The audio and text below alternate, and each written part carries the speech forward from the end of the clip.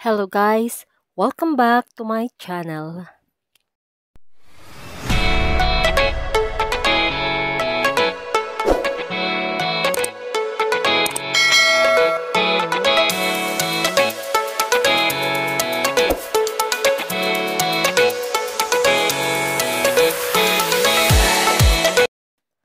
Matapos nga maikabit ang lahat ng bubong ng aming bahay, ay pinalinisan na rin namin ang bakuran nito. Halika kayo guys, tingnan natin oh. Pinatanggalan namin ng damo ang paligid, pati ang loob na rin. Ikot tayo guys. Ang lahat ng mga poste nito ay sinabuyan na rin namin ng sulignom para walang mga anay na makalapit.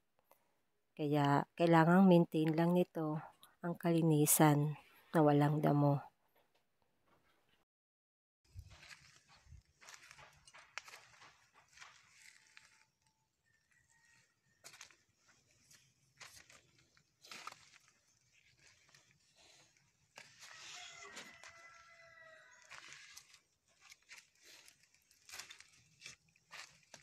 May papaya pa tayo dito guys. Tingnan natin. Mamaya ikutin natin. Nandun ang papaya sa likod. Yan o. Makita nyo. Sa bandang likuran na to. Tanggal na rin ang mga damo dito. Basta paikot ng bahay, pinalinisan namin. Tanggal ang mga damo. Yun. Kita nyo. May papaya. Lakad pa tayo papunta doon. Banda. Yan. O, diba?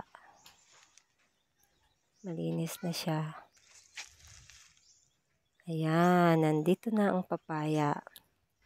Mga ilang puno rin ang nagkaroon tayo nito eh. May mga bunga na yan guys. Yan o. Na-harvest na yung medyo malalaki.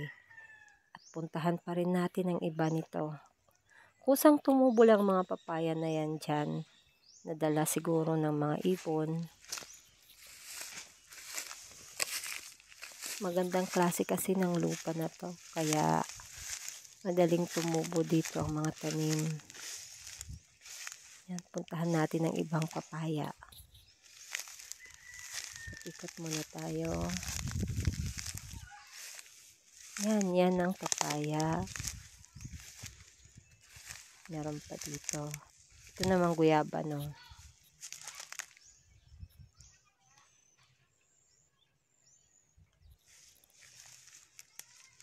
Yun. Kinuha na namin ng ibang mga bunga nito.